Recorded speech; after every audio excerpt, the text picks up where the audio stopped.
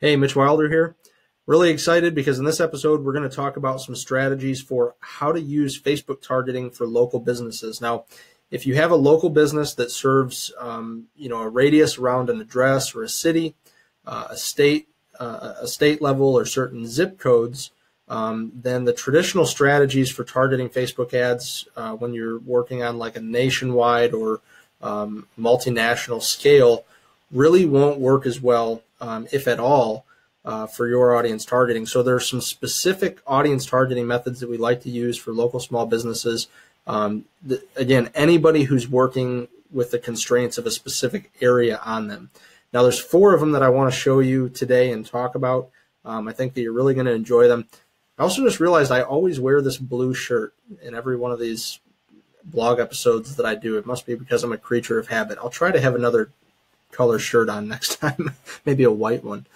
So anyway, let's get into some of these strategies. Now, as you know, if you've seen some of the other videos when we talk about audience targeting, you definitely know that I love the lookalike audiences, and I'll use the Facebook lookalike audience as a foundation any opportunity that I get. So my favorite audience targeting strategy for a local business is using the lookalike audience. Now, if you remember from previous videos, previous episodes, the lookalike audience is from a source audience. So you can upload a list of your leads, a list of your customers, of people who have visited your store in the past, anything that you have that's data that Facebook can go out and find those people. It could also be people who like your Facebook page. It could be people who have been to your website. That becomes your source audience, and then you build your lookalike audience from that. And so when we're looking at doing audience targeting on a national scale or international scale, we're building up these lookalike audiences, and we're typically using the 1 or the 2% lookalike audience because it's the best data, right? It's the most data-rich audience from our source audience.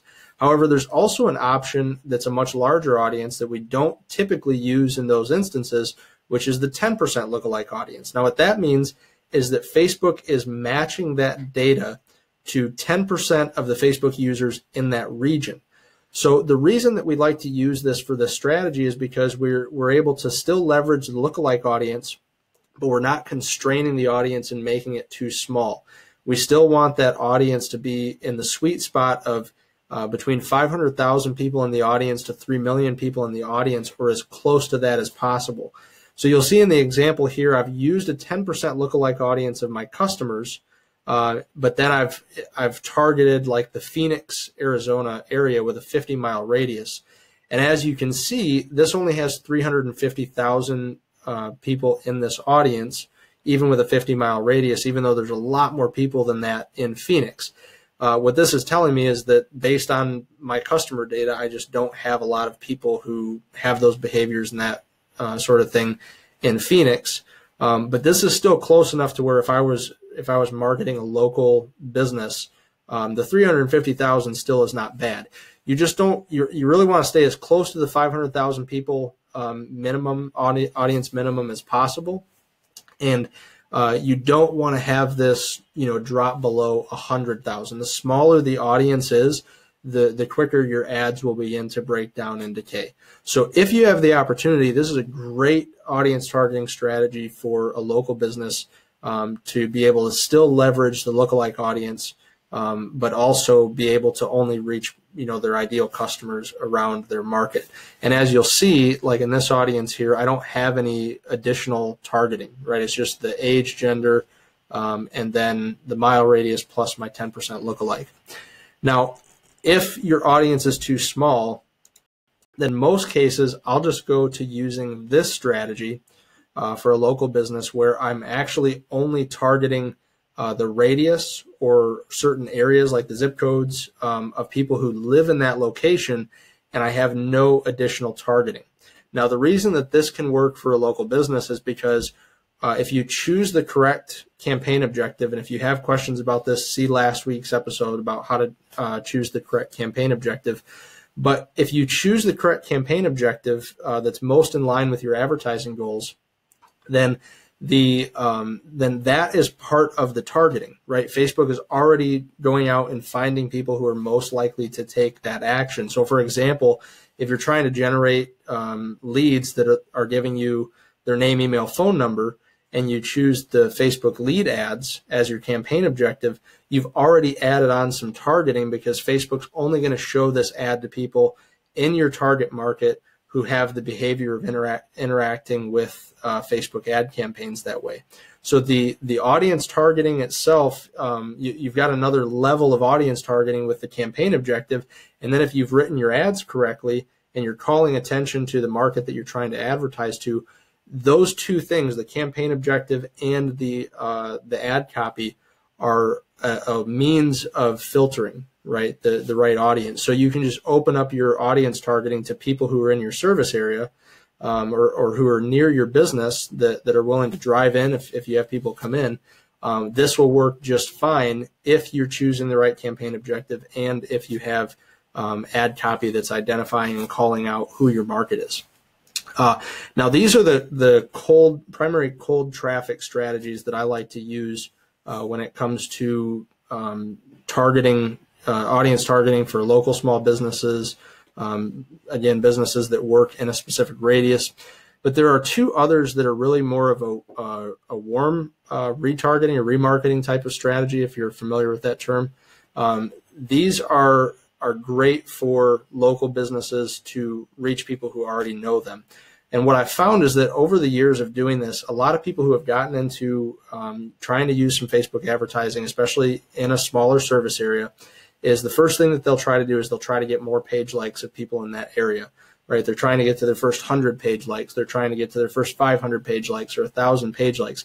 And it's not uncommon for a local small business to have 500 to 2,000 page likes on their Facebook page of people in that area, especially in the restaurant and entertainment industry.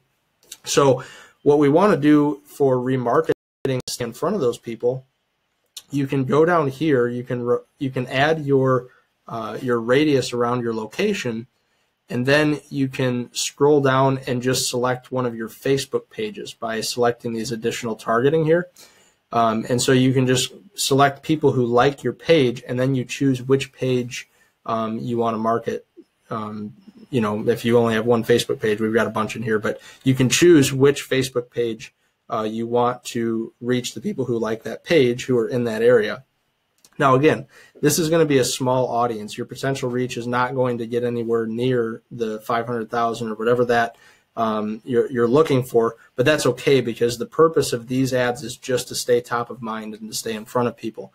So we're using the people who already like your page, and we're just spending a few dollars a day to reach those people who already know and like your business and what you do. Now, there's an addition or a modification to this that works as a combination of a warm audience targeting strategy for keeping top of mind, but also is kind of tied in with the cold market strategy, and you're leveraging that social proof of people who already like your page. And so I think this is a really cool strategy. And so you can see in this case, we've got the location radius with the location with the 50-mile radius, and we're using the people who like our Facebook page, but we've chosen to target the friends of people who like your Facebook page. So you're building like a little bit of social proof with your ads, because when they see your ad, the people in this audience see your ad, even though they may not be aware of your business, they're going to be curious about it, because up on the top of the ad, it's going to show the names of their friends who already know your business and who already have liked your page. So it can encourage them to say, oh, well, I know so-and-so, and he already likes so-and-so's business, so I'm curious what they're all about. And so, again, this is not a high-dollar strategy. It's something that's a very low-dollar strategy. It's really simple to set up, just these two, just the radius plus the page that you want to use. And you'll get a little larger audience sometimes than the people who just like your page, because it's radiating out from there to reach all of their friends. So these are four strategies for local businesses. I love all of these. We've got two strategies that are great for building awareness, generating leads, finding people who don't know about your business, making them aware of your business so that you can follow up and bring them in or provide a service for them. And then we've got 2 strategies for keeping in front of a warm audience, right? A warm market who already knows you by leveraging the existing page likes. And you don't have to spend much to do this. A few dollars a day, you'll be able to reach everybody in a very short period of time. But again, you're just staying top of mind with this market. So if you have a local market that you're trying to use Facebook advertising to generate leads, to build awareness, to stay top of mind, these are the 4 best strategies. I love these. And if you have any questions, feel free to comment in the comments below. If you have something that you'd like to be covered on another episode, make sure that you're filling out that request form so that you're giving us some information about what you'd like to see, and then we can notify you when that episode's been published. And if we decide, hey, we're not going to publish an episode on this, we'll make sure that we answer your questions directly. So if you have any questions, we'd love to hear them. Comment in the comments below. Join the group. We'd be happy to help you there as well. And we'll see you next week on next week's episode.